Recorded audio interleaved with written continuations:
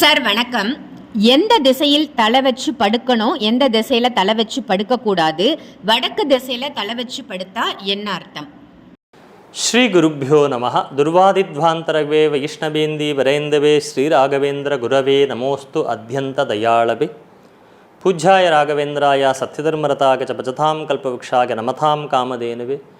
புதிர்பலம் யசோதைரியம் நிர்பயத்வம் ரோகதாம் அஜாட்யம் வாக்படுத்வஞ்ச ஹனுமத் ஸ்மரணாத் பவேத். ஆதித்யாக்ஷ சோமாய மங்களாக புதாக ச குருசுக்ரசனிபியஸ்ய ராகவே கேதவே நமः. எனதருமை குருநாதர் திருமிகு புதுவுடைமூர்த்தி அவர்களை வணங்கி, வடக்கு திசையில் ஏன் தலை வச்சு படுக்கக்கூடாது, வடக்கில் படுக்காது அப்படின்னு சொல்லுவாங்க இல்லையா? ஏன் அப்படிங்கிறத நம்ம பார்க்கணும். வடக்கு திசை தலை வைத்து படுக்கக்கூடாதுன்னு சொல்லியிருக்காங்க. ஏன் அப்படிங்கிறத நம்ம பார்த்தோம். முதியோர்கள்லாம் கூறும்போது நமக்கு எரிச்சலாகவே இருக்கும். பொதுவாகவே சிறுவர்கள் இவங்களுக்கு சொல்லுவாங்க. அதை பொருட்படுத்துவதே இல்லை. வடக்கில் படுத்தா என்ன எனக்கு அப்படின்னு சொல்லி நம்ம சாதாரணமாக இதை சொல்கிறோம். அப்படி சாதாரணமாக புறந்தள்ளக்கூடிய விஷயம் அல்லங்கிறது முதல் புரிஞ்சுக்கணும். ரெண்டாவது, இப்போ ஒருத்தர் இறந்து போனாங்களா, அவங்களோட பாடியவே பார்த்திங்கன்னா தெற்கு திசையில் தான் வைப்பாங்க. தெற்கு வடக்காக தான் படுக்க வைப்பாங்க. இதனால் வந்த மூட நம்பிக்கை, தெற்கில் அப்படி வைக்கிறாங்கங்கிறதுக்கோசரம் அப்படின்னு சொல்லியும் ஒரு சிலர் சில தலைமுறையினர் அதை கூறி வந்தனர். வாஸ்து சாஸ்திரப்படி தூங்குவதற்கு தலை வைப்பது கிழக்கு பாகத்தில் உத்தமமாக இருக்குங்கிறோம். அது இயலாமல் போனால் மேற்கு அல்லது தெற்கு தான் பயன்படுத்தணும், வடக்க வைக்கக்கூடாது. ஏன்னா இந்த காந்த சக்தி இருக்குது. இந்த புவியீர்ப்பில் நம்ம ஒரு கற்பனையாக ஒரு கோட்டை இந்த பூமிக்கு நம்ம பண்ணினோன்னா வடக்கு கிழக்காக ஒரு கோடு கிழிச்சோன்னு வச்சுக்கோங்க. இந்த காந்த சக்தி அப்படிங்கிறது வடக்கு கிழக்காக தான் இருக்குது. அது தெற்கில் ஆரம்பித்து வடக்கில் முடிகிறதாக தான் இருக்கும். அப்போ நம்ம உடலில் இருக்கக்கூடிய மின்காந்த சக்தி அலைகள் அப்படிங்கிறது நம்ம உடம்பிலும் இருக்குது.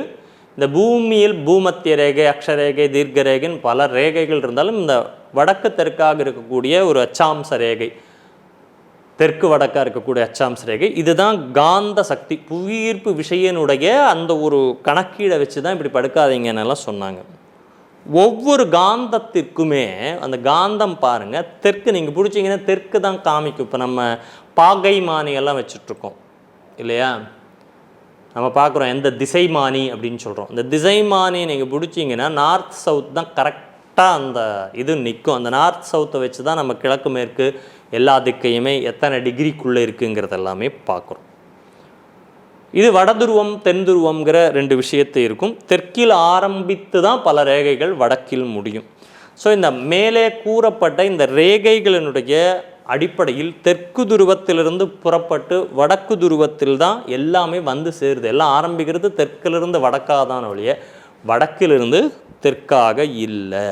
இந்த மனித உடலிலும் நம்மளுடைய மனித உடலிலுமே குறைந்த அளவினால காந்த சக்தி, மின்காந்த சக்தி எல்லாமே இருக்குது. இது கெட்டு போயிடக்கூடாது இல்லையா? இது கெட்டு போயிடக்கூடாதுங்கிறது தான் வடக்கில் தலை வச்சு படுக்காத அந்த மின்காந்த சக்தியினுடைய அந்த ஓட்டம் உனக்கு தடைபட்டு பிரச்சனையாகும். வடக்கில் தலை வைத்து படுக்கும் பொழுது பூமியின் காந்த மண்டலத்தினுடைய அமைப்புக்கும் உங்கள் உடலிலும் காந்த மண்டல அமைப்புக்கும் ஒவ்வாமை ஏற்படும். ஏன்னா நம்ம பூமியில் தானே இருக்கோம். அந்த பூமியினுடைய செயல்பாடு எப்படி இருக்கோ அப்படித்தானே நம்ம இருக்கணும். அதுக்கோசரமாக இது என்ன ஆகுது, உடல் ரீதியான உபாதைகளை கொடுத்துரும். இது வழக்கமான ஒரு நிகழ்வு. அதனால் மனிதனுக்கு என்ன ஆகும், வடக்கில் தலை வச்சு படிச்சுட்டானா ஹிஸ்டீரியா பேஷண்ட் ஆகிடுவோம்.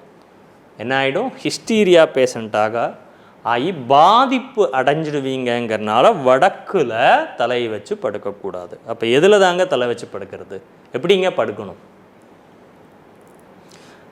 நன்கு தெற்கு, நன்று தெற்கு, வேண்டாம் மேற்கு, தவறு வடக்கு, உத்தமம் கிழக்குன்னாங்க. தெற்கு நல்லது, மேற்கு கூட சுமார் தான். இப்போ வெளியூர்லாம் போனால் நமக்கு தெரியறதில்ல, படுக்கிறோம். வடக்கு தவறு, கிழக்கு உத்தமம்னாங்க. அப்போ ஒன்றா தெற்காகவோ கிழக்காகவோ தலை வைத்து படுப்பது தான் உத்தமம். இப்போ நம்ம பெட்ரூம் கட்டியிருக்கோம், பெட்ரூம்குள்ளே நம்ம ஒரு கட்டில் போடுறோம், ஒரு காட் க்ரியேட் பண்ணுறோன்னா ஒன்று கிழக்கு மேற்கா, கிழக்கில் தலை வச்சு மேற்கில் கால் நீட்டுற மாதிரி பண்ணணும். அப்படி இல்லைன்னா தெற்கில் தலை வச்சு வடக்கில் கால் நீட்டுற மாதிரி தான் அமைச்சுக்கணும். அப்படி இருந்தால் மட்டுமே அந்த நம்மளுடைய புவியீர்ப்பு காந்த விஷயம், நம்ம உடம்போட காந்த விஷயம் சரி வரும். இது தூக்கத்துக்காக நம்ம நல்லா தூங்கினா, நல்ல உடம்பு ரெஸ்ட் எடுத்தால் தான் நம்மளுடைய உள்ளே இருக்கக்கூடிய மெக்கானிசம், இந்த உடலியல் மெக்கானிசமே செயல்படும். அதுக்காக இதெல்லாம் நம்ம முன்னோர்கள் அளித்துள்ளனர். பூமியை சுற்றி முதலே சொன்ன மாதிரி தெற்கும் வடக்குமாக தான் நிறைய அக்ஷரேகைகள், தீர்க்க ரேகைகள், காந்த ரேகைகள் எல்லாம் போகுது. அதை வைத்து நீ கிழக்காகவோ தெற்காகவோ படுத்துக்கோ, வடக்கில் தலை வைத்து படிக்காத. இதனால்தான் நம்ம ஜீவசக்தி நமக்குள்ள நிலை நிற்பதற்காக இந்த ஒரு வளையம், இந்த பூமி வளையத்துக்குள்ளே நம்மளும் இருக்கோம். நம்ம அதுக்கு தகுந்த மாதிரி நம்ம இயங்கணுங்கிறதுக்கோசரமாக இந்த விஷயங்களை நம்ம முன்னோர்கள் நமக்கு சொல்லி வச்சுட்டு போயிருக்காங்கங்கிறத நம்ம புரிஞ்சுக்கணும். அதனால தான் வடக்கில் தலை வைத்து படுக்கக்கூடாது. இது அறிவியல் பூர்வமான ஒரு விஷயம், முட்டாள்தனமான மூட நம்பிக்கை அல்ல. இது வாஸ்து சாஸ்திரம் அல்ல, பூமியினுடைய சாஸ்திரம் தான் வாஸ்து சாஸ்திரம். அப்போ அந்த பூமியில் ஒவ்வொரு இடத்துக்கும் ஒவ்வொரு விதமான அமைப்புகள், மலைவாழ் பகுதினா ஒரு மாதிரியான அமைப்பு, சாதாரணமான நிலப்பரப்புனா ஒரு மாதிரியான அமைப்புகள் அங்கே எப்படி இருக்கோ அதுக்கு தகுந்த மாதிரியான வாஸ்துவினுடைய அமைப்பும் இந்த பூமியோட அமைப்புக்காக நம்ம எப்படி படுக்கணும், எப்படி இருக்கணுங்கிறத எல்லாத்தையுமே காலையில் எந்திரிக்கிறப்ப கூட நீங்கள் எப்படி எந்திரிக்கணும்னா வலது புறமாக திரும்பி தான் எந்திரிக்கணும். காலையில் எந்திரிச்சோடனே 2 கையும் நல்லா தேய்ச்சி முதல் உள்ளங்கையை பார்த்து கராக்ரே வசத்தே லக்ஷ்மி கரமூலேது சரஸ்வதின்னு ஒரு ஸ்லோகம், அதை சொல்லி பிரபாத்தே கரதர்ஷனம், இந்த காலையில் எந்திரிச்சு அந்த கரதர்ஷனம், நம்மளுடைய